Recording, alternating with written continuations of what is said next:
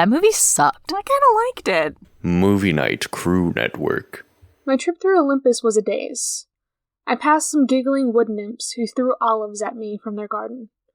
Hawkers in the market offered to sell me ambrosia on a stick, and a new shield, and a genuine glitter-weave replica of the Golden Fleece, as seen on Hephaestus TV. The 9 muses were tuning their instruments for a concert in the park while a small crowd gathered. Satyrs and naiads, and a bunch of good-looking teenagers who might have been minor gods and goddesses. Nobody seemed worried about an impending civil war. In fact, everybody seemed in a festive mood. Several of them turned to watch me pass, and whispered to themselves. I climbed the main road, toward the palace at the peak. It was a reverse copy of the palace in the underworld. There everything had been black and bronze. Here everything glittered white and silver. I realized Hades must have built his palace to resemble this one. He wasn't welcomed in Olympus except on the winter solstice, so he'd built his own Olympus underground. Despite my bad experience with him, I felt a little sorry for the guy. To be banished from this place seemed really unfair. It would make anyone bitter.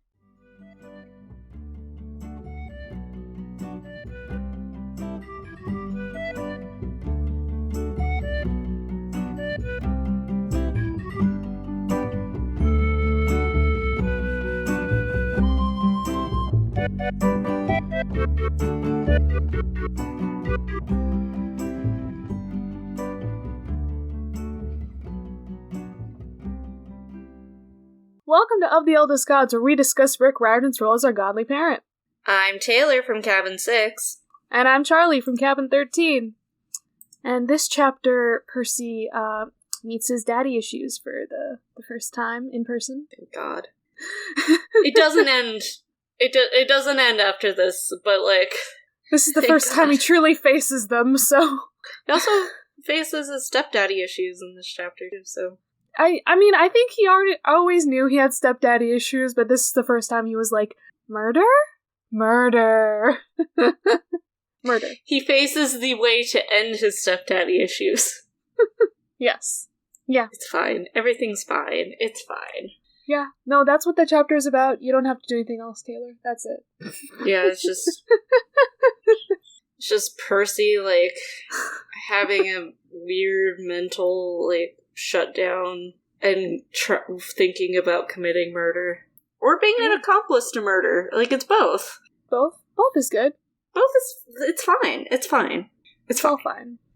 But I think you do have a recap written down. Why don't you share that since you worked on it? Oh, thank you. I did my homework. Are you proud of me? Yes. You get an A++. Good. Okay. Percy is finally no longer a fugitive and then proceeds to fuck Gabe over on national TV. So great. Love it, y'all. Then they fly, which is a goddamn plan for Percy. Literally. I guess Zeus actually wanted the bolt back, though. We get there safely, and Zeus is an asshat, but doesn't smite Percy. Also, Zeus has decided to live in denial about Kronos, which seems dumb, but whatever. It isn't an issue right now. Hades has returned Sally because he is not an asshat, and rewards a person who fixes a fucking problem. We infer that Gabe has hit Sally repeatedly in the past, and the two have a conversation about using Medusa on him. I have never wanted to commit violence against any other fictional character besides him. Percy leaves Sally with the decision, and he returns to camp. Yay. It's such a climax, like, there's so much in the chapter, and then it's just like, and he leaves. He just nopes out. I mean, Gabe sort of kicked him out. Like, he has any real authority? Even though Sally, like, theoretically pays for everything, it's fine. God, I just have thoughts. He makes her just go immediately to work after having been missing. And like, I mean, we'll talk about it then, but, like, she doesn't remember anything past the Minotaur. Yeah. And so, like, that part is bananas. And so she gets back and is like, fuck her, go to work. Yikes. Did he just think they kept her on the schedule? Yeah, I feel like she would have been fired. Well, maybe not fired, because they thought she was dead? Probably not fired, because they literally, like, it's national news that she's missing. I don't know, but, like, she wouldn't have been, like, on the... I feel like people would have had questions. Like, yeah, just shows up to work. Like, my husband told me to show up to work. I feel like she didn't go to work. Yeah, I don't know what she She did. probably did. Anyway, where the fuck are we, Taylor? Where the fuck are we this week? We're actually a place today! Yay! A kind of a place that exists. Well, it originally exists, and then it gets weird. Oh, yeah, we're in the Empire State Building. I'm surprised you're not talking about, like, Olympus as a place. I mean, I guess, like, my role is not to address the myth. That's your job. Mount Olympus is a place. Mount Olympus is a place. I will address that in a later series. Yeah. Because they are not technically there. Fine. They are in the mythical part of it. She's so annoying. I'm aware. I am fully aware. You blamed me before we started the episode for distracting you, so... Yeah, you distracted me while I was reading the chapter. It's fine. It's fine. Hey, you're the one who waited until... Granted, you probably woke up late because you closed last night, so I'll give you a pass. Yeah, I went to bed at like 2:30 a.m. Yeah, I'll give you a pass. Thanks. You're welcome. You needed my permission to have it pass. I know. Tell me about the many elevators. Oh my I know god. you want to talk about this. The Empire State Building. Literally before I talk about anything else, my mind hurts. Because I open up the fucking page, okay? Okay, y'all? Yeah. And the first thing I see is that the Empire State Building has 73 elevators. And I'm just like, nah, that can't be, like, real. Oh my god. It really does say this. Before Unless somebody we even fucked started, with Wikipedia. like, before we started, I had to look. Because I genuinely didn't believe this. No, there are sources. Yeah. Yeah, Wow. yeah. There are actually several sources about this. I don't like that. Why are there so many fucking elevators? Is it just like... Okay. So, there were originally 64 elevators. Because that's better.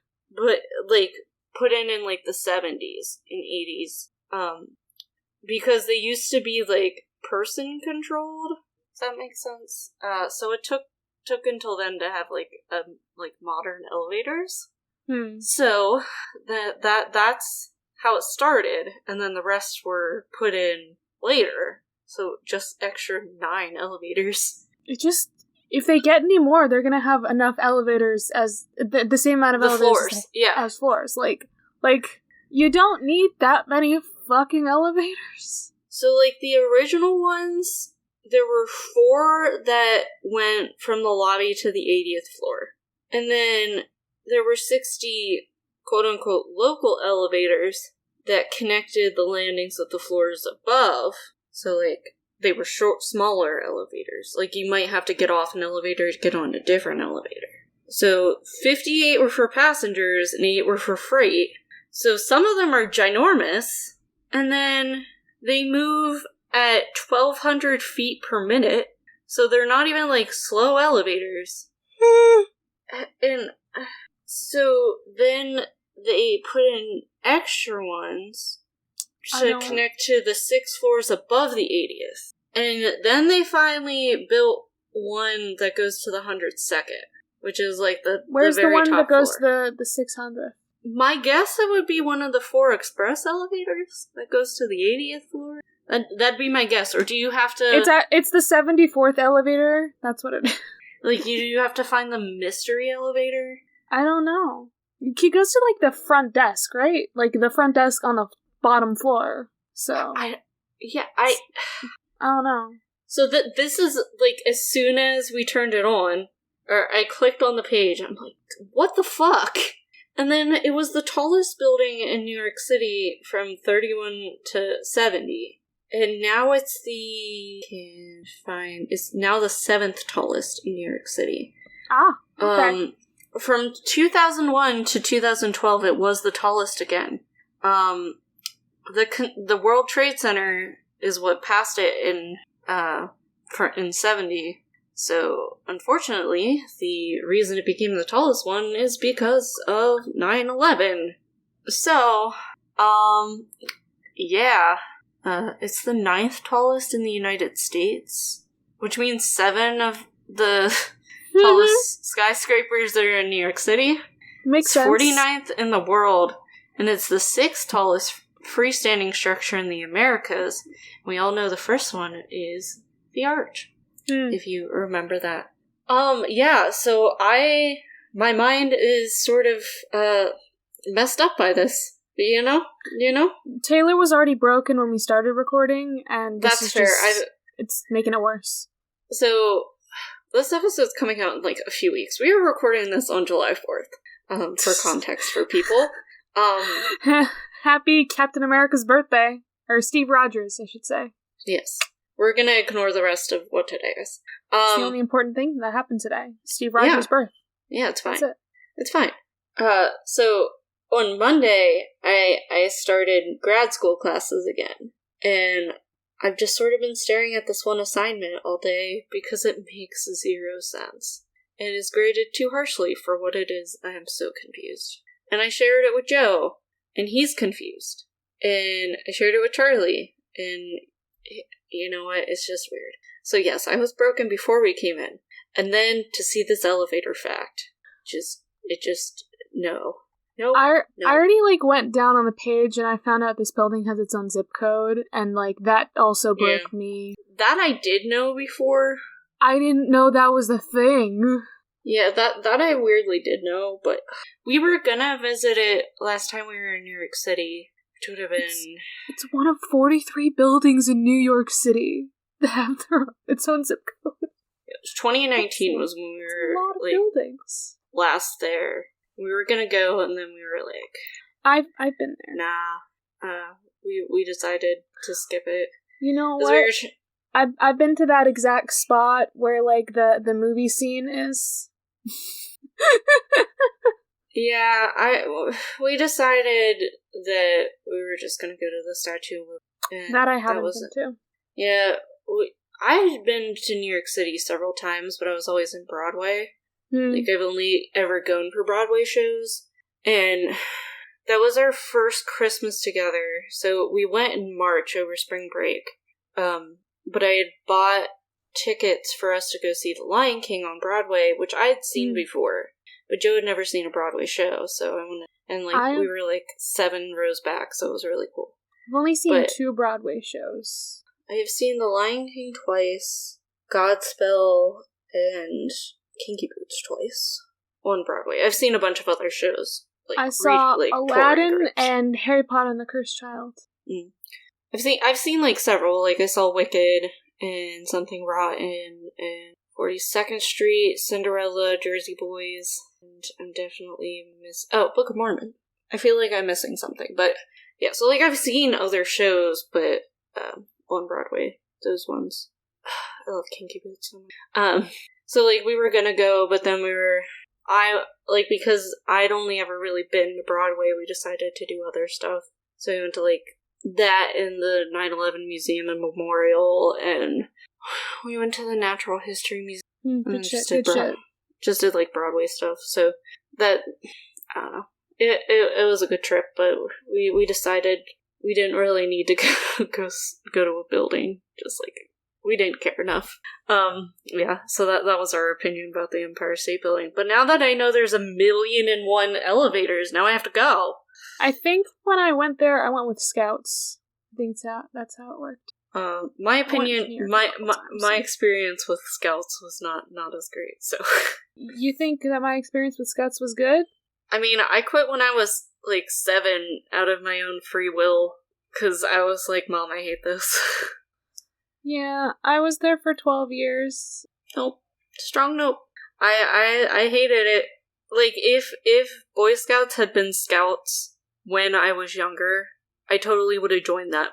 But we only had Girl Scouts at that point, but I fucking hated it. So my mom was involved in it, way longer after, too. It took her so long to get out of, the Girl Scout moms and shit. My best friend's dad still does it, even though he's our age. He still does it, and I don't know, he enjoys it, so that's why he sticks around. But I don't know, yeah. So anyhow, the Empire State Building. The only, really important part for the book context is the elevator.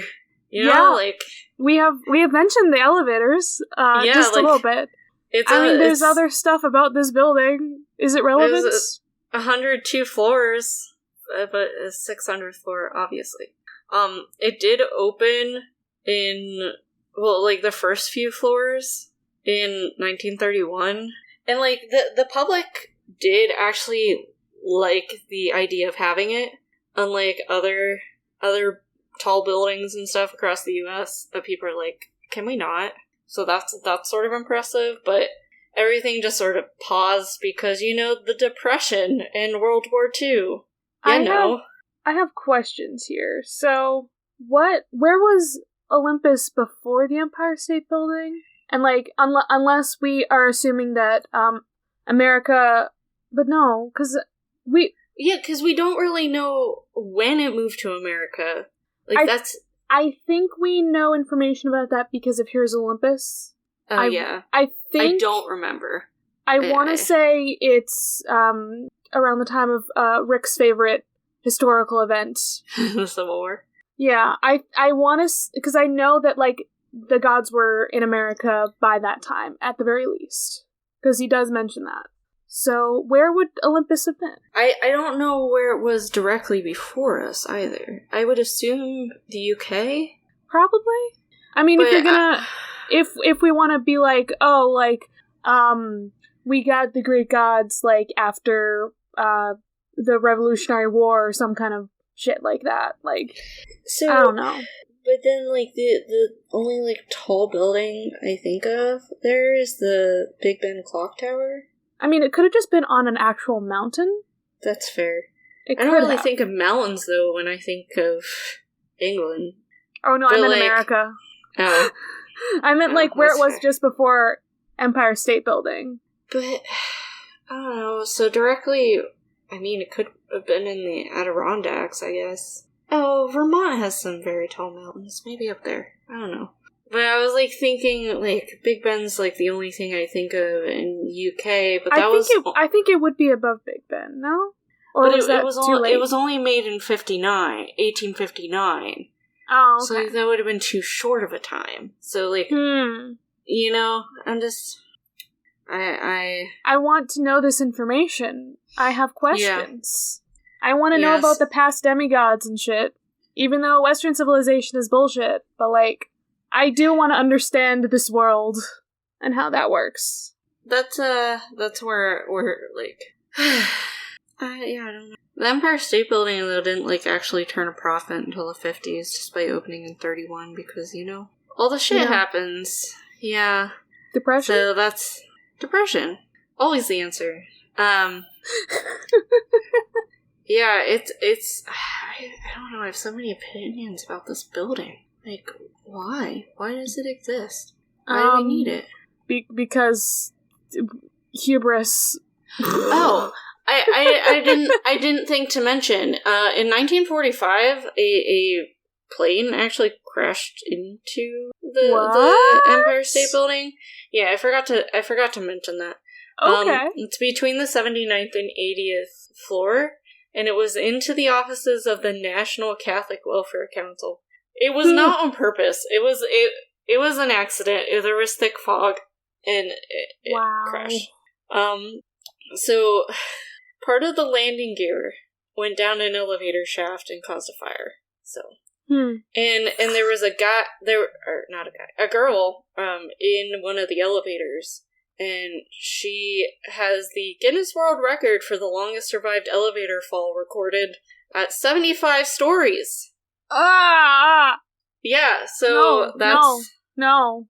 Yeah, so that's... Ooh, mentioning Boy Scouts of America, they are one of the notable tenets of the current tenets of yes. LinkedIn. I was gonna say, so is fucking LinkedIn. Shutterstock. There's several airlines. What the hell? What? YWCA used to be there. Now it's in DC. The company that made MoviePass is in there. The National Film Board of Canada used to be in there. What? Yeah. In the China National Tourist Office. I just have questions about this building.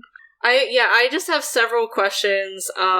In, it was in Elf that, like, didn't his dad work in the fucking Empire State Building making, like, books? Did he work in there?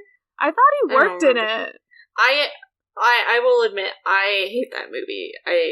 And it's probably purely because my older sister loves that movie.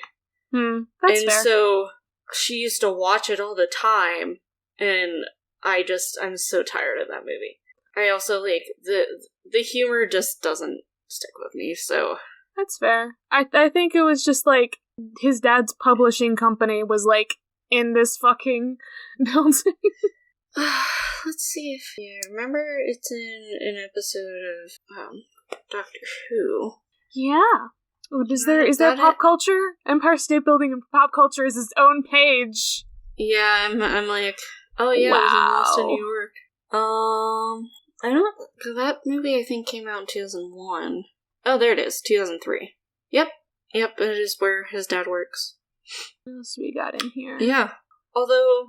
I mean, Home Alone 2, obviously. It only has 79 floors in the movie.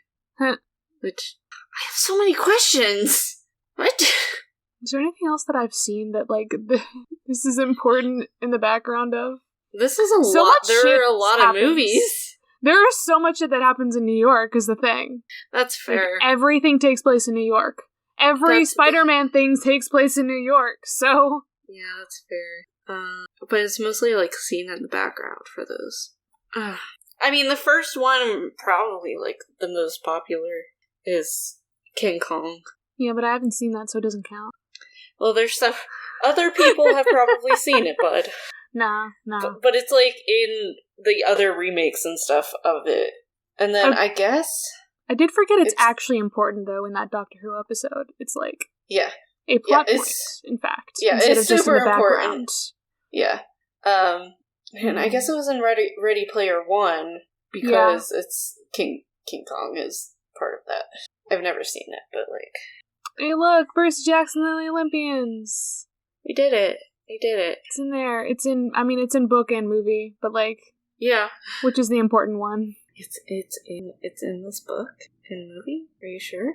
No, it's not actually. This has nothing to do with Percy Jackson whatsoever. We're just on a tangent. Never heard of this book ever. It's fine. Do you have anything else to say about the Empire State Building? Like, actually? Just that it makes me uncomfortable. Cool, because it's a very tall building, and it's scary. No, it's the fucking elevators. I mean, that's also scary. I don't mind elevators. The thing that bothers me is how many there are. I don't care about the rest of it. I'm fine. Does that mean it's my turn? It is your turn. Alright, in case you missed it, we're gonna be talking about, mostly Titans this week, because they're kind of, like, important, I guess. We're finally recognizing who the villain of the book is. Yeah. Even though I technically mentioned this in, chapter 1? Yeah. I was just like, hey guys, this is important. Like, I have to talk about this myth because it's important.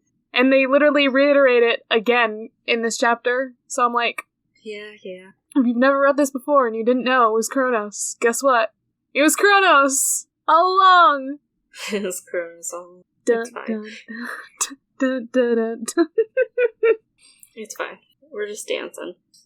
Yeah, so, the Titans. Can I just get, like, a full list of them here?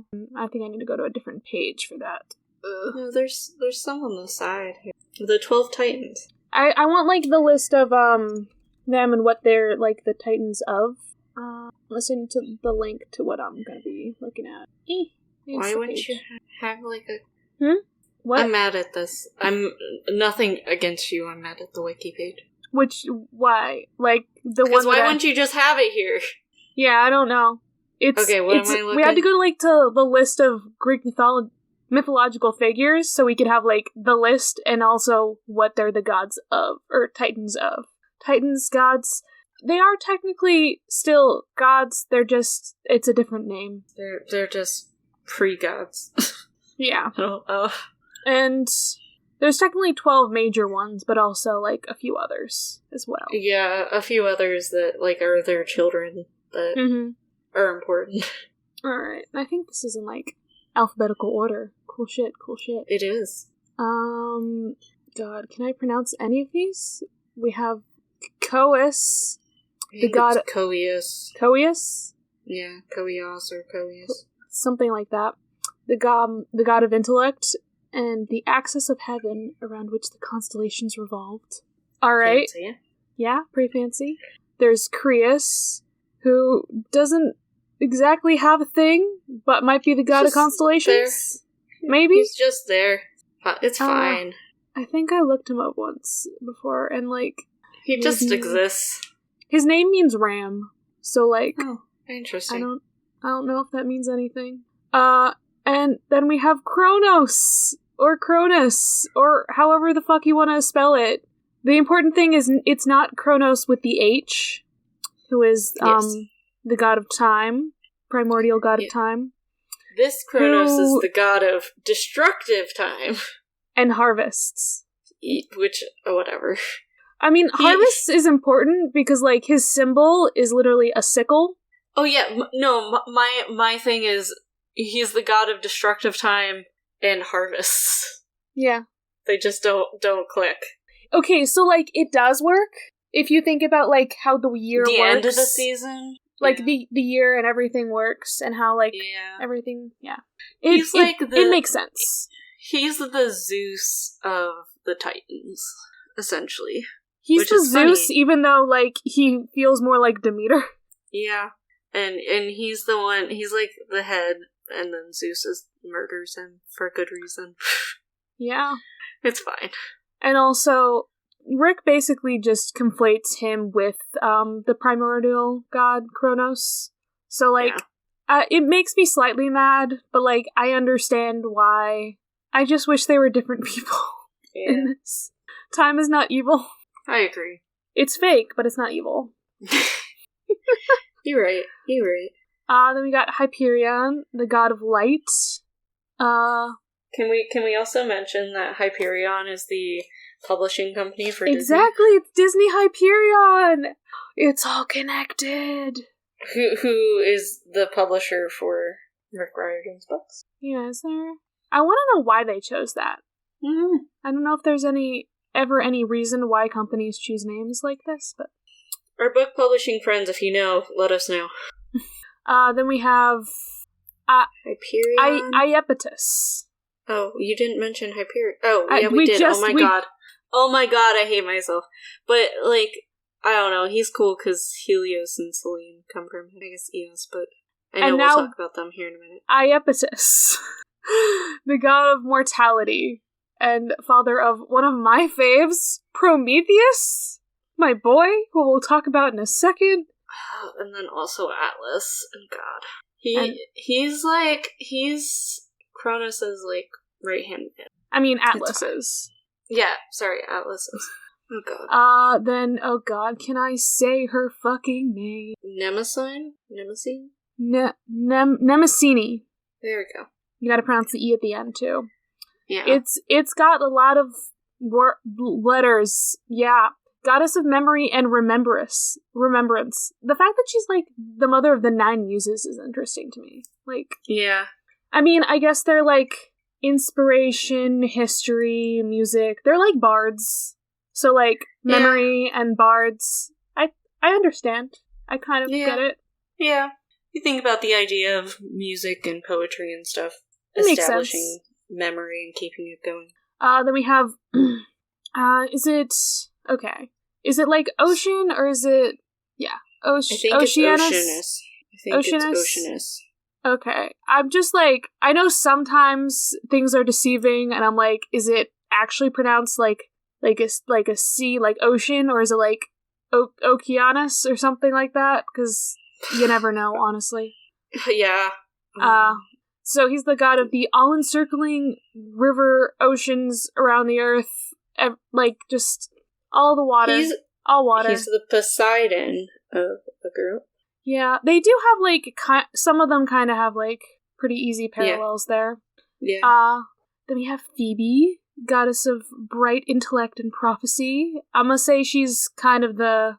Even though Hyperion's the god of light, I would say Phoebe's kind of more the Apollo. Yeah, that makes sense. And then we have Rhea. Rhea, who is Cronus' wife, goddess of fertility, motherhood, and mountain wilds. She's our Hera. Yeah, she's also Foil. kind of like a Demeter. Yeah. I don't know, just with fertility and motherhood and stuff. Yeah. She's like the least dickish. Or Yeah. one of the least dickish. Like, she didn't want her kids to get eaten, and she did end up saving Zeus. Yeah, like, she actively sort of tried to help. She's the reason that Zeus, like, survives and kills Cronus, even though he's not exactly dead, because immortals. And then we have Tethys? Yeah, I'd go with that. Yeah. Sure. Yeah, Tethys. Goddess of fresh water. Because we have to it's distinctive. We have Oceanus, who is the salt water, and she's the fresh water. Yeah. Mm-hmm. Then we have Thea, the goddess of sight and shining light. Because we don't have enough gods of light, I guess. They all have like something to do with either light or like the earth. Very much. At least these ones. Yeah, there's a lot of overlap with these guys. And then Themis, who is the goddess of divine law and order. I think she ends up becoming kind of like the Lady Justice symbol. That makes sense. That we know of. And those are the main 12, but then we have a few others. There's Asteria, goddess of nocturnal oracles and falling stars. That's kind of badass. I think it's Astraeus. I think it's Astraeus. Which makes sense, because astrology and... Yeah. God of dusk, stars, planets, and astrology. Atlas, who... It doesn't exactly have a sphere of influence that we know of. He's presumed to be the god of endurance and astronomy, but I think that's just because of his famed punishment for the Titan War. And then is it Dion or Dione? I think it's Dione. Dione. Specifically the Oracle of one place. Yeah, the Oracle of Dodona. That's important. Like you do. Sure. You know, that's one of Apollo's oracles. It's fine. And Helios, speaking of Apollo, god of the sun and guardian of oaths. Okay, that's cool. Yeah. And Selene, goddess of the moon. I just really want to mention again how like Helios so very easily becomes Apollo, but like Selene does not very easily become Artemis. Yeah. Her one story involves her falling in love. It's not really Artemis's thing. Yeah. No, just a little not. We also got Eos, goddess of the dawn. Epimetheus, who is Prometheus's twin brother. He's the god of afterthought and father of excuses. Oh my god, that's great. Who is this? Lolantus. Okay, he doesn't really have a sphere of influence. He's just noted as the father of a nymph, Aura, who's the goddess of the breeze. Yeah. Okay, sure. That's your claim to fame. That's it. Well then we also have Leto, who is... Does she have a sphere of influence? Got it. Oh, okay. She's also a goddess of motherhood. Yeah. Ugh.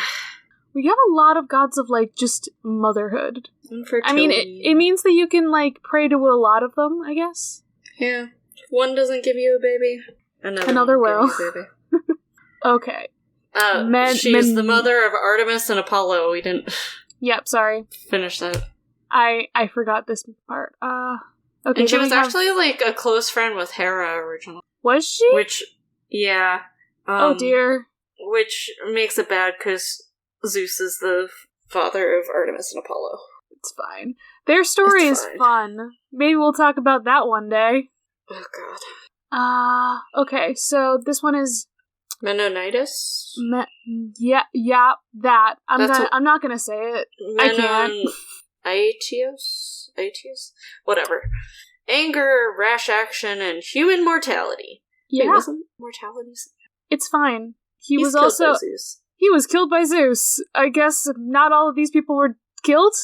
Good to know. Yeah, I don't know. Next one is an important fun one. Metis, goddess of good counsel, advice, planning, cunning, craftiness, and wisdom. Mother of Athena! Imagine that. Yeah.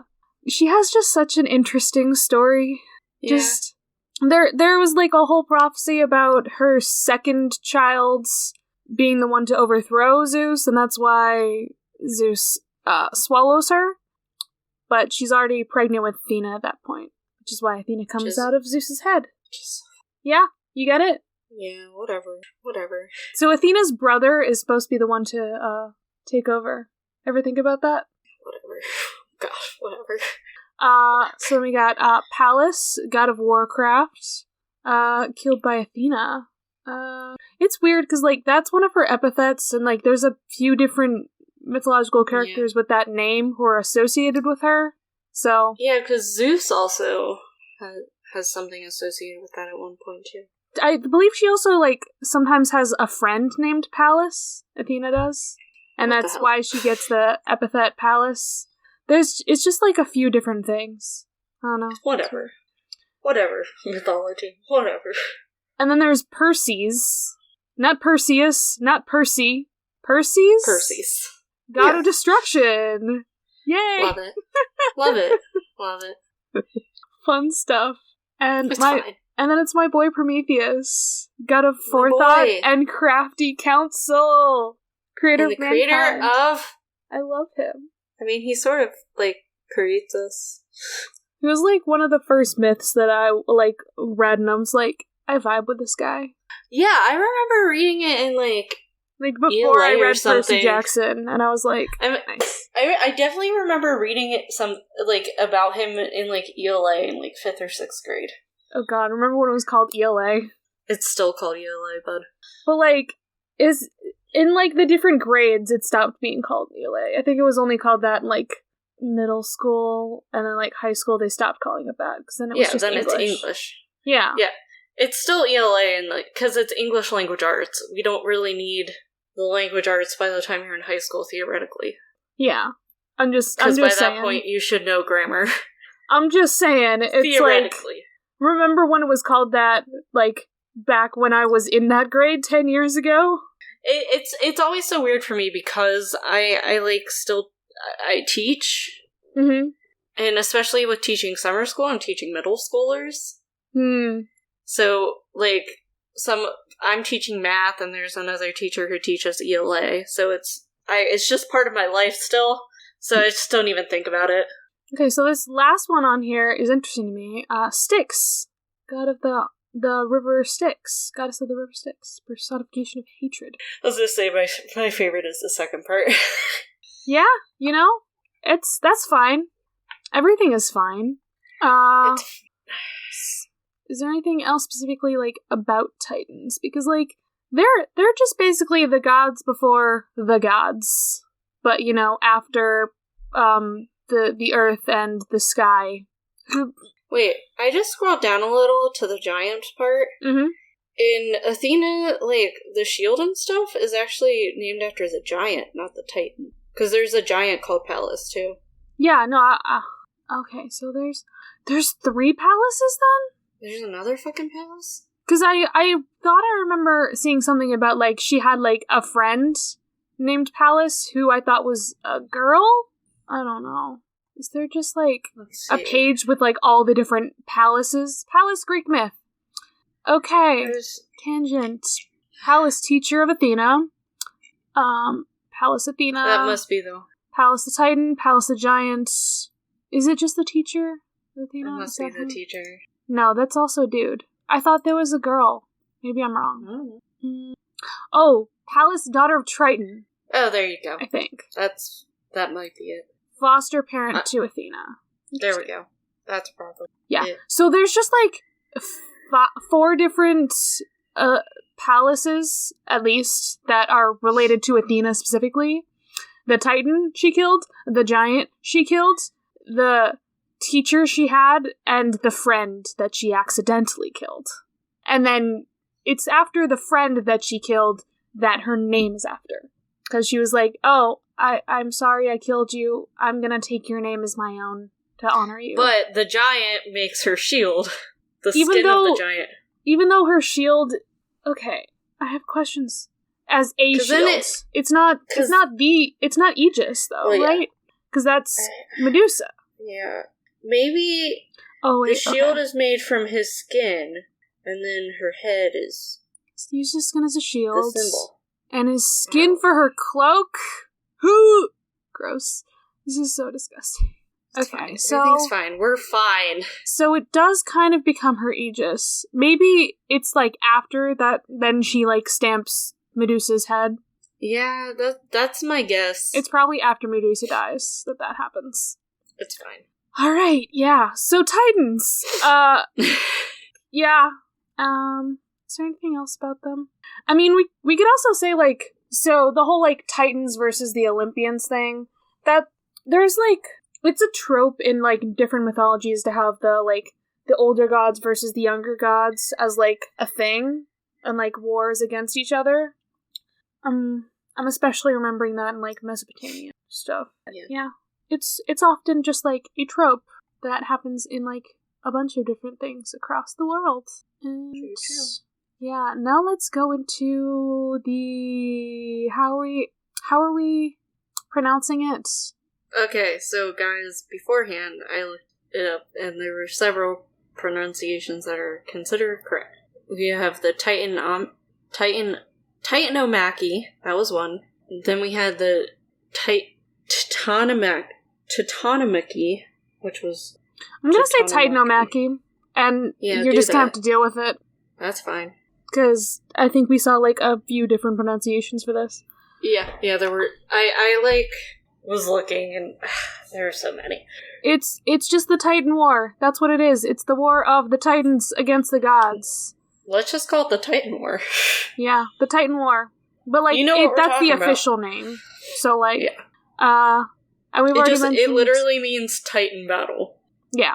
So we already mentioned in, like, our first chapter episode, the whole, like, what happened when, like, everything started, and, yeah. The Titans ruled the world for a bit, and... Yeah, and we Cronus were, like... was... It, like, seemed like a decent time.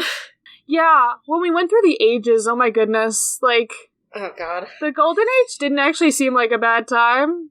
Yeah. The world actually got progressively worse. You know? That's how it works. But yeah, so Cronus is ruling after he overthrew his father, Uranus. And then he was like, oh no, my children are gonna take the world from me, so he eats them and all that shit. And then when Zeus escapes and grows up, he releases his brothers and sisters, and he wages a war! Yay! Dun, dun, dun! So he releases a few whom Cronus had imprisoned. So the Hecatoncheires and the Cyclops. I said that in one go. He did it. You did it, babe. And the Hecatoncheires are like the 100-handed ones. So they got like they're big ass giants who throw rocks and shit. And the Cyclops are the ones who forged Zeus, Poseidon, and Hades weapons. And So, it was mostly Titans against gods, apart from a couple Titans who sided with Zeus, like Prometheus and Themis. I'm gonna say Metis was also probably on the side of Zeus. Probably. As she was also his first wife. Did I mention that? No, you didn't, but you're right. Yeah, she was his first wife. I don't know if that happened after the war or during or whatever, but yeah, because she was his counsel. And then Atlas. So Atlas was the leader on the side of Kronos, as we mentioned before, and the war lasted apparently 10 years. I guess. What are years in the time of the gods? Like, this is time existed, but also like, 'Cause in, like, Christian concepts, mythology, however you view it, depending on your religious background, there's like this part where it's like a day can equal 1,000 years, and 1,000 years can equal a day in heaven. It's like this whole thing. So it's a thing with like religion where it's up in the air. Yeah, like what is like time to a god? Is it 10 years in godly time? Is it 10 years in human years? Like, I don't know. It's very confusing to me. Yeah, so Zeus won. Spoiler alert. The Titans were imprisoned in Tartarus. And the 100-handed ones were made their guards. And Atlas, but I guess because he was like the leader on the Titan side, he got to hold up the sky for all eternity. Haha. I want to know who was holding the sky before that, because like, yeah, really. Like, or I wonder if maybe Zeus, because he becomes the god of the heavens and whatnot, if he makes it so the sky needs to be held. Maybe beforehand it was, and then he created it to be his, I don't know. I'm okay, so like, I can't remember if this is like a specific Percy Jackson thing or mythology thing. Everything gets a little bit fuzzy, but I think there's something about like separating Uranus and Gaia in why you have to hold up the sky. Yeah, that is an actual myth. Okay. I don't know how it would work, but I don't know where that's from, but I do know that's a thing somewhere, and that they're supposed to be separated. Mm-hmm. But also, like, he's dead, which is weird. he's dead. He's as dead as an immortal can be. He can't make a physical form, at least. Yeah, he's been defeated by Kronos, because the sun. You have to defeat the father. I really like the whole like it goes sky, then like Kronos is kind of an earth god, and then sky. And also like Gaia was kind of, she created Uranus, so you could say it was earth sky. Does that mean Demeter gets to take over? Hey, wait. Dionysus is a god of vegetation, so therefore... shit. and he is the son of Zeus. And so Dionysus as Zagreus was called the highest of all the gods at one point. Therefore... Okay, we figured it out. We did it. This is our crazy conspiracy theory that Dionysus is going to be the one to overthrow Zeus. It's fine. Listen, he can already rule over, like, the underworlds, kind of, because he's a reborn god, so it works. You know what? Now we need, like, merch that's just, like, Dionysus for head god. Like as a, like, a, blank for president kind of thing, but, like, Dionysus. I'm on board. Editing Taylor, you're gonna have to remind me of this. Oh, can we mention Aphrodite quick? Oh yeah, do we have to mention the little bit about her? Because she technically was not involved in any of this, because she wasn't born yet. Because she's created by it. I mean, she was created before the Titan thing, technically. Oh yeah. She was created before the Titan War. Yeah, that's right. Because,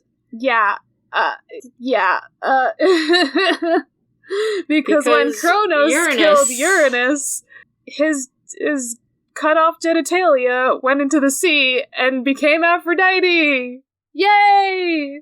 Yeah, I just wanted to mention that because my favorite painting of all time is The Birth of Venus, and it looks so like nice, except like she literally just formed from a cut up dick. From semen, it's fine. And semen, yeah. Good shit. It's fine. Shit. Sorry, I just saw it on the page and just wanted to mention it. It's wonderful. And I assume that she was just, like, chilling in the sea during, like, the whole war, and then, like, afterwards was like, hey, I'm a goddess too! I'm gonna chill here on Olympus with you! Hey. And then, guys. She became the goddess of shipping, so... Yeah, really. I'm, like, not even wrong. She's just the goddess of shipping. Alright. I have one other... Oh, jeez. We've been recording for an hour.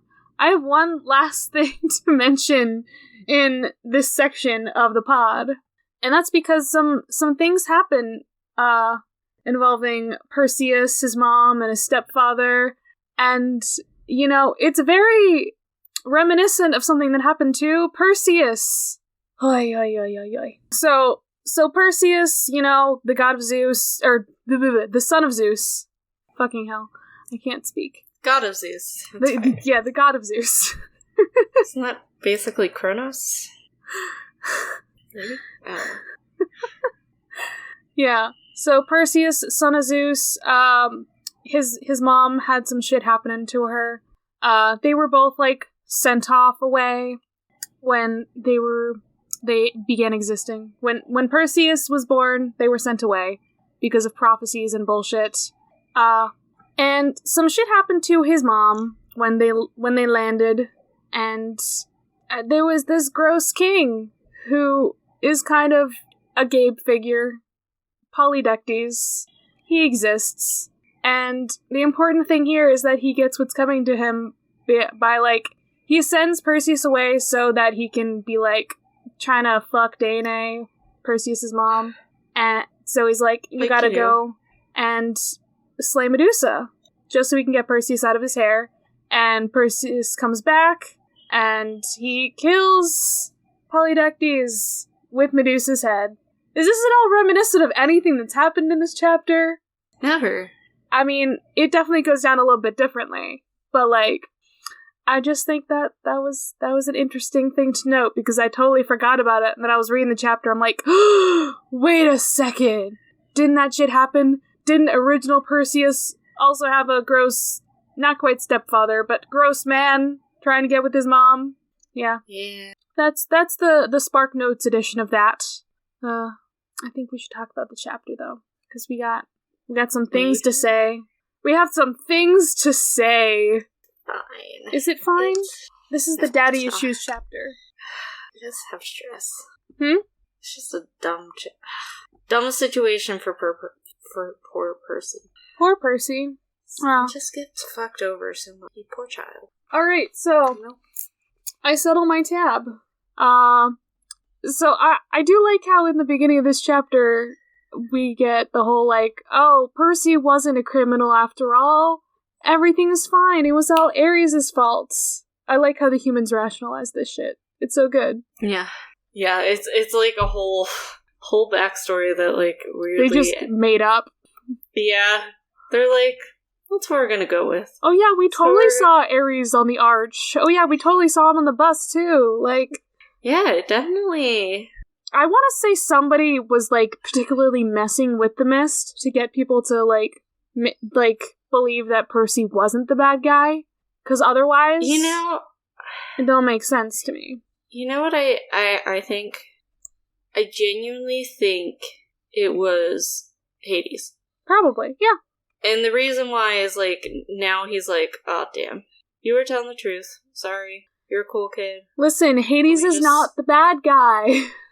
He's just he's just if you try to screw me over, I'm going to try to screw you over. But you didn't, so... But if you didn't, then he will make amends. So... Yeah. Percy... He's fine guys, I'll help you out. Yeah. He knew Percy didn't deserve it, so... Yeah. That's just what I think. I think it's Hades who helps out. What do you think about what Percy does to Gabe in this? Giving out the phone number. It's here, funny. You get some free appliances from the store. It's so fucking funny. I love it. Oh, yeah. And then they I go, love it so much. And they fly. And Percy does not like planes. He will never fly in a plane again. My goodness. This boy. It's fine. I wonder if he can he even go on, Ferris wheels or shit? Yeah. Does Percy just, not do heights? Or is it just the plane? Because, remember, this sort of comes about again later, when we get to Heroes of Olympus. Yeah, there are some things. So it's not necessarily completely out of the question. And then we get to the Empire State Building. Percy is you guys, Annabeth and Grover, you gotta go back to Camp Half-Blood. And yeah, please let everybody know what the fuck. Tell them that we're all good. We saved the day, and I just gotta go return. I gotta return the missing thing. So yeah, it's all cool, y'all. We're good. We survived because it's not they can all look on the news. Yeah. Okay, that's a thing that bothers me about the movie, and I'll bring it up in the episode. The amount that they use electronics. Yeah. Fucking Luke is playing video games, and Percy has an iPod. When we talk about the movie, we can't just be like, oh my god, like, this adaptation. We also have to just judge it as a movie, because we're gonna have someone who's never read the books on. Yeah. I didn't like it as a movie either, so... it's not gonna be hard, because... Alright, so... That's how it goes. So, Percy goes up to the guy at the front desk, who does not want to let him up to the 600th floor. Do you think that, like, this guy is a god, or, like, something? I want My to guess know is, who like, he is. a nymph or something. Just some random, like, person who doesn't matter. Because I just keep thinking of, like, who the fuck is this guy? It's fine. I don't know. We never see, like, Ganymede or anything. So, like, could be like... It could be Ganymede. He's just Zeus's secretary, so... Yeah, no. I get that. So Percy basically threatens this man, and is like, oh, either I can whip out the lightning bolt, or you can let me up to see Zeus. And so he goes on the elevator, and he's just chilling there for a bit. He, like, puts the key in, and he goes up 600 fucking floors! Hey, we found out the elevator goes pretty fast, so... Yeah. That's kind of scary. And yeah, he's very, like... His mind doesn't work when he gets up there. Would your mind work? My mind doesn't work already. Yeah, especially today. Yeah, so Olympus is beautiful, apparently. It's just, yeah. It happens. It happens, you know? You're in a palace in the sky. It's probably not gonna look crappy. Yeah, and it's like beautiful clouds and like white and silver. It's fine. Things are glittering. He uses the word glittered. Yeah. The fact that they're like people trying to sell him shit on the street, that was funny. But like he describes it as like a classic Greek city, so like it makes sense. Like if you know enough about like ancient Greece, it makes total sense. Yeah. And then the whole thing about Hades building his palace under there to be like Olympus, and that just makes me sad. It's like the opposite. Yeah. And of course the throne room is like it's like arranged like Camp Half-Blood cabins, but thrones. Yeah, because that's the model for the cabins, so makes sense. It makes sense. And we meet Zeus, the dick himself. It's fine. Is it? And they're huge, just like Hades was. Well, they're in their like big godly forms. So. Yeah. And he's just wearing pinstripe suits. And his throat is solid platinum. As you do. Yeah. You know, if you have that option, I guess go ahead. And then we see a man dressed like a old-time fisherman sort of thing. Got Bermuda shorts and a Tommy Bahama shirt. That's an old-time fisherman?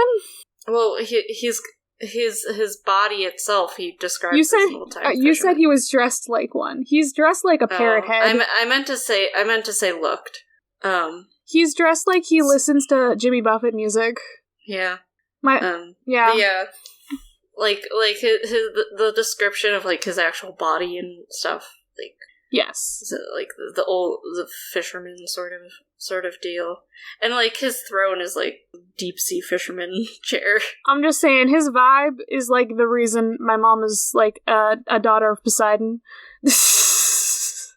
There you go. Same vibe. I love that like there's a holster for a fishing pole, but it's got the trident, and that's great. You know, just gotta have it right there. But where's Zeus's holster for the lightning bolt? I mean, how well would it just sort of sit there? Unless it's in the holster or the sheath. Sorry, I don't know. You know what I mean? Like I don't know. What does the sheath normally look like when it's not a backpack?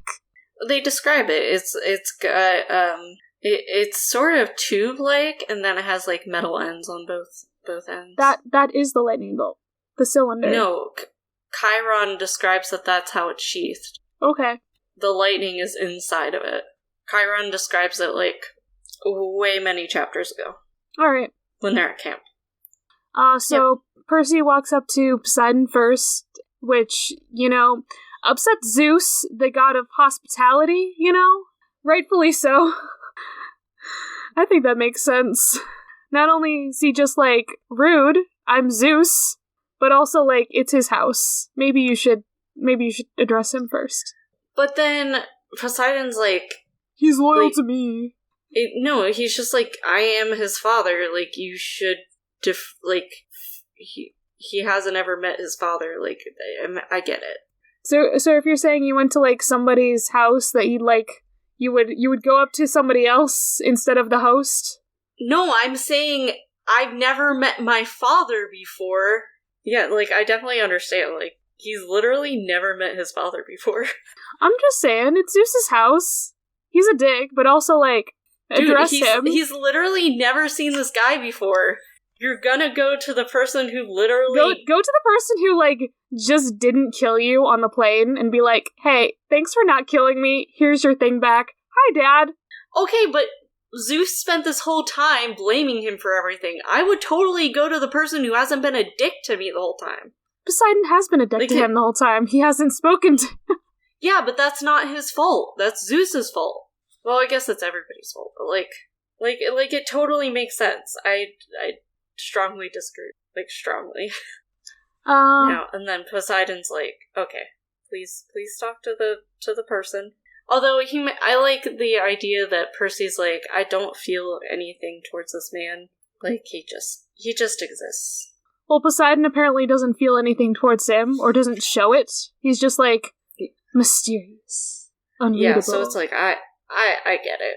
So yeah, and Percy tells them all the things, and he's like, so there was something making Ares do all the things, possibly, but he's kind of tiptoeing around it because names are powerful. I think Percy realizes that it's Kronos by this point, but he's like, do I want to just say that randomly? Maybe not a great idea. He does. Then he does. He does when Poseidon asks him. Yeah. But he still waits for that to be prompted. Yeah. Also, although the fact I'm surprised that he says Tartarus though. Yeah. Well, because that still has a connotation. That does. Yeah. He was trying to confirm his suspicions before he said anything. But also the fact that Zeus is oh, so you think that this power was Hades after all? Fuck off, Zeus. And Percy's like, no. No. No, I told you about time. I just said I it was literally mentioned time. I said it seemed like an ancient evil power. Why did you think Hades immediately? That's not Hades. God. Fucking Zeus. Yeah, then Poseidon and Zeus are talking a bit, and Percy can only hear the word father. So he's like, oh, okay. Cool. Literally one of my favorite parts. Right.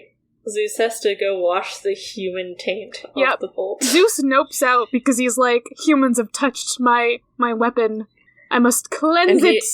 And he's like, I don't want to talk about this. No. Yep. No more. Fuck you. I'm gonna pretend it didn't exist. Bye. Yeah. And then he's like, don't fly. I will kill you. Don't fly. Which is so dumb! Hey, it means that Percy can't, get places as easily. So, especially more drama. Because we know Talia exists. We know she's the daughter of Zeus. Mm-hmm. Or do we? Yes. Okay. Yes. Yeah, we did. So, the fact that he's such a dick about it, it's you did it first. Yeah. Ah. But he has to be a dick about it because Poseidon also did the thing. We find out that Hades returned Sally. Mm-hmm. Which is thanks, Hades. You're a dude. Cool. Which is why I think he's the one who sort of covered everything up. You're a dude. Cool. Thanks. Mm-hmm. Why are you the best part of this? Not my father. But you all know Poseidon sucks. Yeah. Poseidon sucks. Hades, what a man. God. You know. There's also the part where Poseidon is like, Zeus should have been the god of drama, or god of theater. True. Which is, once again, fuck Zeus. Yeah. That's Dionysus' job, you can't have it. Although, Poseidon does something a little dramatic with, like, the Medusa head. Yeah. Like, they all have their flair. Is he the one specifically who sent it back, or was it just the... I don't know. The gods? I guess they don't specify. I mean, okay, he's drama in being like, you will find a package, and does not say what the package is. Well, and you think about, like, him sending the Nereid, and, like, not specifying anything. These are more gifts. Percy is being given more gifts. Don't trust the gifts, Percy. Don't trust the gifts. Any other time that Percy is given gifts in these books, we're just gonna be like, don't trust them. That's it. And, like, half the time, don't trust the gifts. Oh, dear God. Also, this whole bit about Poseidon being like, I'm sorry that, like, I created you. Sorry about that. I didn't mean to. Okay. Wait, like, this is a tangent about my own life. My mom sort of says shit like that to me. But, like, not in the same way. And, like, she always talks about her regret of marrying my dad. And I'm just like, cool. Thanks. I exist because of that. So thanks. Yeah, maybe don't talk about that with your kid. Maybe don't say that to me. Thanks. You know, that's like, when I read this, that's what that reminds me of. It's just like, thanks for telling me that. Like, you didn't have to say that. You can think it. Maybe don't think it out loud. Like, I get it. Like, because he feels bad. Because, like, Percy's gonna have a hard life, but I don't know, word it differently? Yeah, there's no good way to word that. Let's be real, there is maybe none. Just keep it to yourself. Maybe just don't be like... Instead, baby, be like, you're a hero, you're going to be a hero, it's going to be a hard life. Leave it at that. Yeah. Don't be like, I'm sorry you were born. Yeah, maybe be like, I apologize for bringing a hero's fate upon you. Like, you can, like, still apologize for the hard life, but don't say, I'm sorry you were born. I'm sorry for, being a god who created you, because demigods, I don't know. Yeah, because it harms you, like, not the fact that, like, he's specifically his dad, but, like, the fact that his godly... I'm sorry that I wasn't a human, and, like, I couldn't have given you a normal life. Yeah, and then he could be like, I truly wish, like, I was able to be with your mother, and, like... Yeah, because he also wants to have been with Sally, so... Yeah. I wonder how his wife feels about that. Yeah, I like how we just sort of don't address that. Well, no, we do in the 5th book, I think. Maybe? Is that the 5th book? It's one of them. I think you're right. I think it's the 5th. I think when I did my reread, I stopped at 4. So, yeah, then he goes home, being like, well, that was bullshit. And his mom's there. And it's great, because we get Sally, the true hero of the story, back. And, like, it's very, like, telling that she smells like peppermint and licorice, because that means she went to work. I assume that she at least, like, went back to the building of her work. Maybe she actually worked, maybe she didn't, but maybe she was like, hey, I'm back. Just wanted to tell you that. I'm just gonna pretend to be working. Can I just, like, hang out here for a bit, even if I'm not on the clock? I need to get out of my apartment. Like, maybe she's, like, is friends with her coworkers, and she's just chilling. Yeah. I'm gonna say she probably has some coworker friends that she, like, especially because she's worked there for so long. Yeah, she's, like, worked there for a while, so, like, I want to hear about Sally's mortal life, and just, like, her friends, who she tells, oh my god, Gabe was, like, terrible. Ugh. I bet they're, like, the stereotypical, like, female friends that are like, you gotta leave this man, he's abusive. Well, like, that's not how abusive relationships work. Yeah. And, like, we know there's a separate reason that she's with him. Yeah. But, like, that's such a thing. Like, I remember with my ex, people were like, you shouldn't be with him, and, like, everything. And it's like, nah, it's fine, it's all fine. And that's just sort of how it works, but, like, obviously we know there's another reason where she's like, it's fine. But that's what that like, she's probably... Because she doesn't have time to make friends anywhere else. Mm-hmm. So, that's my guess how that would work. And Gabe is pissed about the phone calls he's been getting about free stuff. And also the fact that he still keeps calling him a criminal. Yeah. I mean, he's also pissed about having to give back the life insurance because Sally's alive. The fact that he collected the life insurance... Because that's also Percy's fault. The fact that he, like, collected it even though Sally wasn't, like, actually... Was she officially called dead? I don't think so, because when they're in Hollywood, they still mention that she's missing. Yeah. They don't... And that was just the day before... Or 2 days before, so... Or day... time doesn't... Day before. Time is fake. Yeah, day before. So, like, they still... I don't think you would be able to collect it until...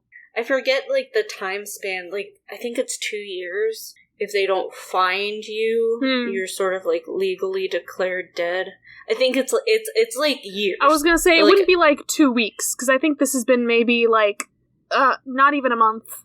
It can't have been... Yeah, it's like slightly less than a month, because he spends, like, a week or two at camp before he leaves. I think it's, like, only a week, honestly, at camp. Yeah, I think it's like, a week. I think you're right. A week and a half or so of the travel. Because they traveled for, like, a couple days, and then they got stuck for, like, a week, and then they were done. It was 5 days at the hotel, so, like... Yeah. Yeah, so, yeah, like, it's definitely not long enough to declare somebody dead. No. And collect the life insurance. Especially when, like, there have been sightings of Percy. I mean, there hadn't been sightings of Sally, but... Yeah, but they're like, there's a chance that she's still alive, because we... Yeah. Also, the apartment is Gabeland now. It sounds disgusting, and I really hope Sally does a deep cleanse after this chapter. When they describe, like, wading through the garbage. Or maybe just get a new apartment at that point. Just don't even bother. God, I hate Gabe much. Yeah, Gabe sucks. Gabe fucking sucks. And how long is it before we get to the really bullshit thing that he does? Oh, he also tries to call the police on Percy. I think 2 pages. I think it's 2 pages. Okay.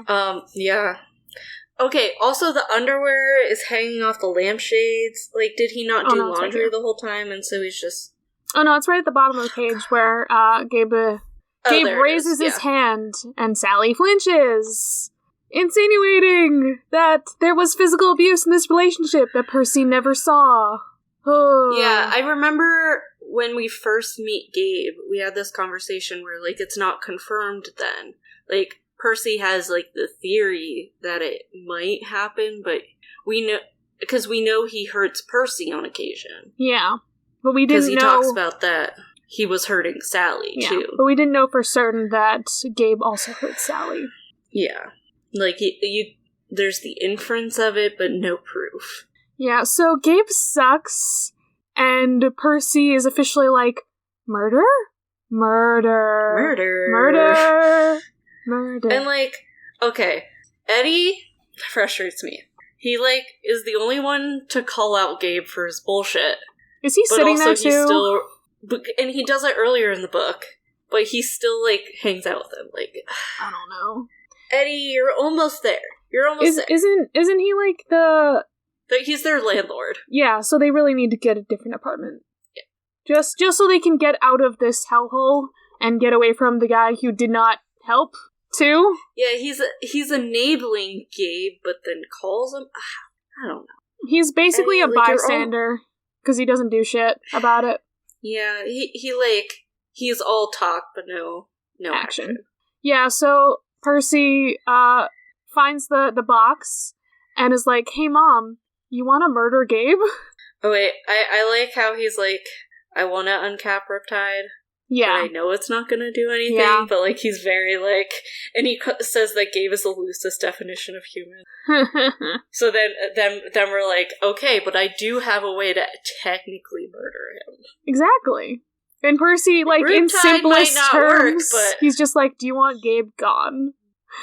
God, this just gets, like, so interesting. Like, I don't think Percy is a Paragon hero at this point. This is like probably one of the most interesting parts of the book. It's just because like, we have a 12-year-old being like, "Hey, can we murder I can commit a murder, man?" like, although like he does technically murder. He murdered Procrustes. Yeah. Percy murdered his own brother. Yeah. I'm not gonna stop stressing the fact that he did not turn into dust. Procrustes wasn't a monster. He was not a monster. I don't care what the wiki says. This technically wouldn't be the first murder. It would not be the first murder, no. I mean, unless you want to be like, oh, monsters count. But like... But then they can come back, so it's like... Yeah, so like, not including monsters... It's a gray area? Not including monsters, Procrustes was the first of Percy's murders. And now he's like, Gabe too? Let's kill. Gabe too. I like how he's like, I could start my very own statue garden. Was he planning on doing it to the other guys? I mean, do it to Eddie too. But I think the other two guys deserve it even more, because they don't even say shit. Yeah? Oh. My goodness. Oh God. I wonder how much that piece would go for. How do you get it down the stairs? You know what it makes me think of? That painting where it's dogs playing poker. Idiots playing poker? Yeah, like, then it's just it's statues of that. Does Gabe's statue smell? We're asking the important questions here on Of the Eldest Gods. You know, it'd be interesting if the person was turned into stone, but the clothing wasn't. That would be I know that's not how it works. That'd be so creepy, actually. But, like, that's obvious. That's like not how it works. But imagine it would make sense, but it would be so fucking creepy. Yeah, because it's not like the person. I don't like it. Thank you. It like reminds me about like the theories about how the rapture should work in Christianity, where it's like it would just be your body like would disappear, but not any of your physical things. Like it's like this whole theory about how the rapture would work. There's a whole book series where that is like how it works. Oh my goodness! It's called Left Behind. Cool. It's a series. Back when I was like super religious, I read it like twice. But it's like a 13-book series, 15-book series, something. It's fine. But yeah, that's like it would be interesting if that's how it worked. Like it's just like yourself does it, but not like the things that aren't directly you. Also, Percy is like... I don't like that. He's like, a month ago I wouldn't have hesitated. So... Like, now it's... So he is kind of hesitating. Yeah, because he's been to Hades, and he's like, I don't know if I have the right to send somebody there. Though he sent Procrustes. Well, he didn't go to Hades yet when he sent Procrustes. That's... Yeah. Yeah, you're right. So, like... But, like, now he's like, I've been there now. I know what it is. I just also think the fact that we never see Procrustes again just proves he was a human, or a demigod. I do like your theory about how it works. It's my favorite thing. Even though that did not need to happen. Like, yeah, so Percy just kind of like leaves the box with Sally so she can deal with it. It's your choice, and she's like, it's not your battle to face. And so he leaves it with her. Yeah, he doesn't technically mention prophecy here, but, you know, it's kind of fulfilling that. Yeah. She gotta save herself. Yeah. It's giving Sally some agency. Like, we need that. Which, like, she really hasn't had. She hasn't had the opportunity to have it, is the issue. Yeah, because all of these men are... All of these men are controlling her lives. Her lives, so... Like, Percy's the only one who sort of is like, girl, you need to, like, be you. Yeah. Which is sad when it's your 12-year-old son. Yeah. The fact that, like, both Percy and Poseidon had the same, like, we want you to, like, have a happy life. Can we help you? We want you to be the goddess you are. Yeah. And she's just like, okay, let it be my decision, and then let me work for it myself. It's like, go Sally, true hero of the story. Yeah. I just gotta say, as we go on, like, Sally is just great. Sally is perfection. She's great in this book. She continues to be great. Yeah, Like she doesn't need, like, the growth of being a good person because she's already there. Yeah, I mean, she's gonna commit a murder, but, like... It's fine. She deserves it. I think it's in self-defense. We'll say it's in self-defense. Listen, not everybody here can just be, like, absolute, like, paragon hero. We gotta have some gray areas in there, once in a while. It's a very Greek mythology to have people just be like, yeah, you wronged me, I'm gonna fuck you up. All of the gods have committed a murder at some point. Well, I'm thinking She's of a heroes, goddess. too. Yeah, I'm just saying, like, well, we call her our goddess. Yeah. So I'm just saying, like, if she's a goddess, like, everybody else has committed a murder. We'll allow her. I'm just thinking, like, how Odysseus is, like, considered totally justified when he comes back home and kills all the guys who were trying to hit on his wife. Like, he's considered to be totally justified in this act. So... Like, he would be legally declared dead. He was gone for 10 years. Well, he was gone for 20, technically. Just because 10 years of the church or more and then 10 years missing. My goodness. But, like, we know where he is for the first 10 years. Yeah. So, like, there's proof that he was there. But, like, 10 years, I think, would be legally considered dead. I don't know what the statute is for that. I don't know what it's like in ancient Greece that's different. I don't know. I feel like it might be a lot shorter, because boats. Yeah, so... Percy's like, I'm gonna go to Half-Blood Hill, and they don't know what his future's gonna hold. And Sally's gonna make some meatloaf surprise. And what's in that surprise? Gorgon head. It's fine. It's fine. I wanna know how she, like, sets him up to make him, like, not look, like, shocked. She's gotta, like, do it perfectly.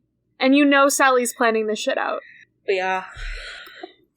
God, what a great... This is another chapter where it feels sort of disjointed. Like, I get why it has to be. We needed the conclusion to, like, some things before we, like, do the last one. Actually, conclude. Like, we needed to wrap up the quest part of it before we can be like... You had to, like, wrap everything up before you can conclude. Yes. Like, I always feel like you essentially have the conclusion before the actual conclusion. Mm-hmm. Yeah. Just like, so Percy can be like, goodbye, see ya. Like, even when writing papers, you sort of, at least I personally end up, like, bringing everything together, like, right before I do, like, the conclusion paragraph. Yeah. I just think conclusion paragraphs, like, I mean, I get it, but also, like, what do you think I've been talking about this entire time?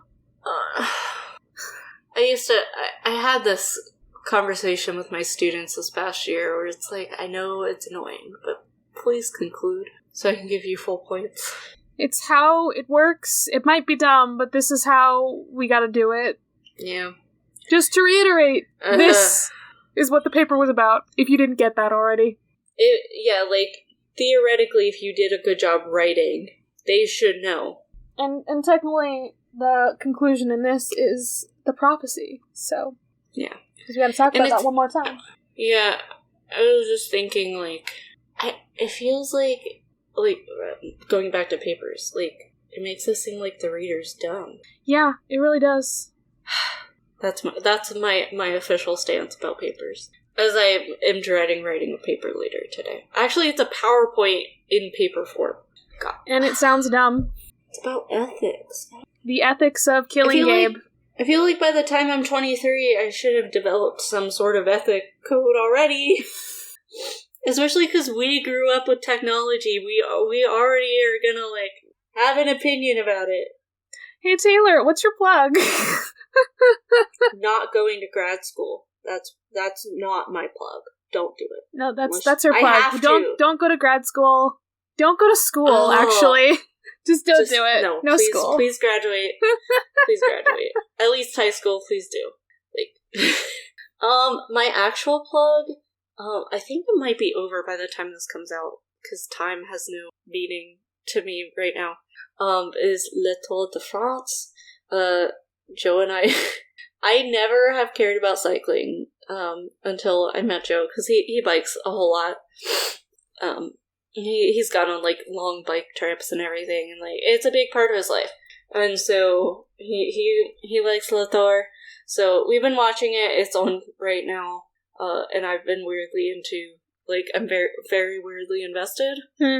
And part of it's just, like, it's neat watching, like, all of the scenery of France, because they're normally up in the mountains and everything. Although, like I said, today's the 4th. Today's section was, like, pouring rain the whole time. Yikes. Like, partially, like, flooding the road. I'm so stressed for these people. But probably by this time you've heard of what happened on the first day, where a fucking fan put out a huge sign in the middle of the road so they could be on TV, and one of the cyclists ran straight into it because they were sort of going downhill, and, like, it was just a full domino effect of, like, 40, 50 riders. Dude, they fucked up. It wasn't even the last crash in that course. Like, there was another one later on, not caused by a spectator, but that spectator fucked up a lot. Yeah, it's so stressful. And, like, the Torah decided to not charge them with anything, but theoretically any of those riders could, like, hit her with a civil suit. And, like, some of them, were sliced open, like, bikes were ruined, and, like, the bikes that are used for that are ridiculously expensive. Like, Joe was telling me that some of them were, like, $10,000 bikes. So it's like, oh my god. This is just a big yikes. It is so stressful. And, like, 2 days later, on the 3rd day of it, there was also, like, some big crashes. It's not so good. Stressful. Like, it's so stressful, man. Because these guys are going so fast. So, yeah. And also, shout out to whoever runs the tour Instagram. Because, man, it's such a time.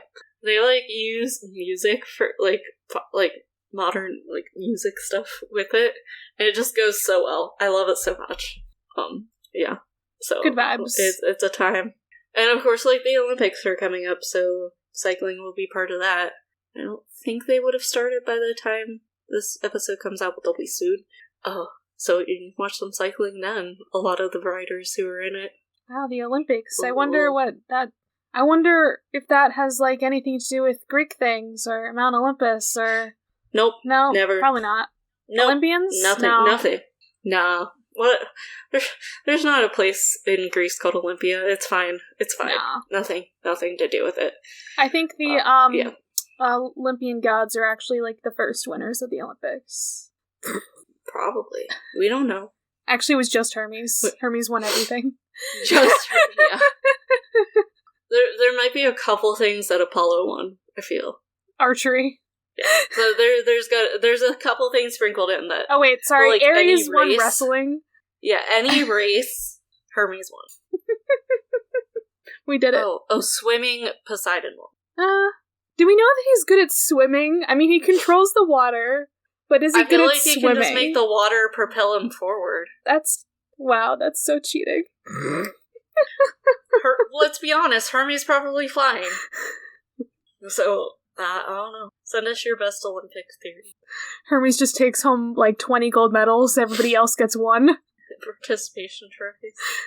It's fine. Poor Demeter gets a participation trophy. Yeah, like, what's she gonna do? Like, I feel like everybody else could, like, maybe find something. Oh, I like to think that Dionysus is doing, like, the synchronized swimming. Because, like, there's, like, sort of the artistic aspect of it. Or, like, the floor part of gymnastics, where there's, like, sort of the dance aspect of it. Dionysus just would get, like, just the randomest things, and it'd be great. That's what I'm thinking. He's secretly good at, like, curling or something. Oh, I feel like Hephaestus would be good at, like, the throwing parts of track and like he might be able to do that. Perhaps. I have so many theories. As I'm watching the Olympics, I'll tweet from my personal. Yeah, use your personal account. Taylor has a personal account, in fact, sometimes that she uses. Occasionally. I've been informed by Charlie I'm allowed to do that. Yeah, you're allowed to tweet things. I also have a plug. In fact, We maybe got on a tangent. It's fine. We've only been recording for 2 hours. It's fine. My plug is Love Victor, which is the Hulu show that is a sequel to the movie Love, Simon. It's very good. It's very cute. And I just have so many feelings about it. I was gonna say, it's a very you. I have feelings. And Felix is the best character. That's it. That's the tweet. That's the tweet. Oh, thank you. It's very cute. It's very gay. Yeah. That's a very you. I like things that are cute and gay. You know? Just like you. Yay! That's me. Hi! I think we need to end this episode. Hi. This has been a fucking time. That's what this has been. Yeah. We're just dead on the inside and maybe the outside. Mostly the outside. Like, our hair is dead and our nails are dead. Yeah. We've been going gray from recording this, if you didn't know. I've been going gray from, like, having a million siblings. Yeah, that's true. It happens. Oh, so Taylor, whether or not you are in your closet, it's time to come out of your fucking closet.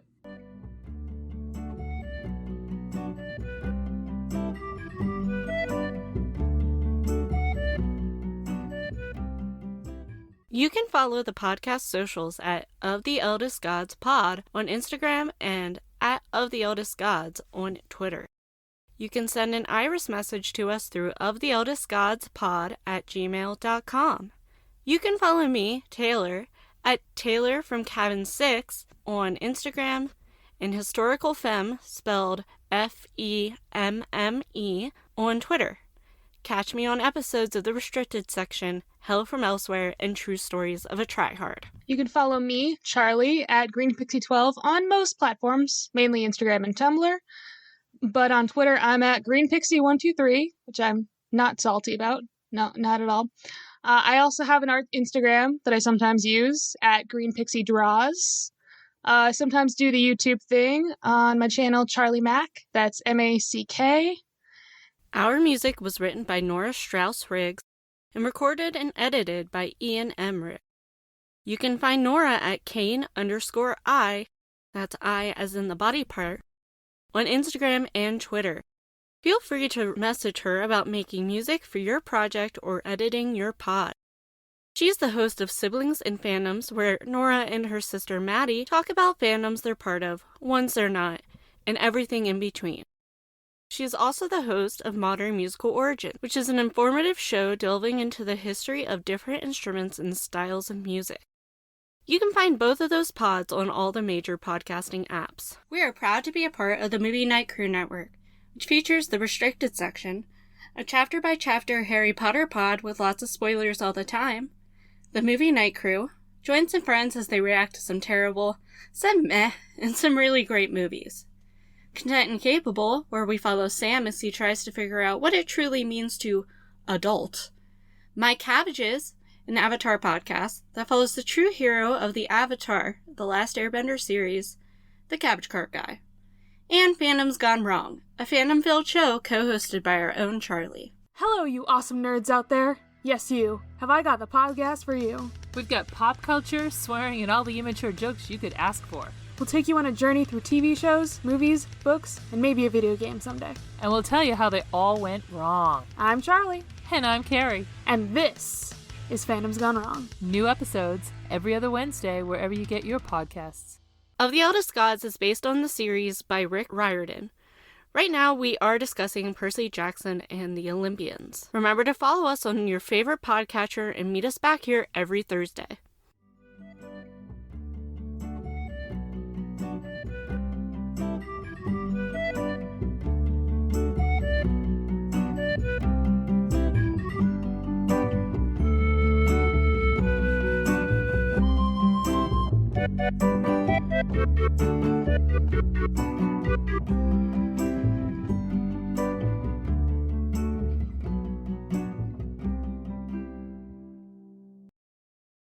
That movie sucked. I kind of liked it. Movie Night Crew Network.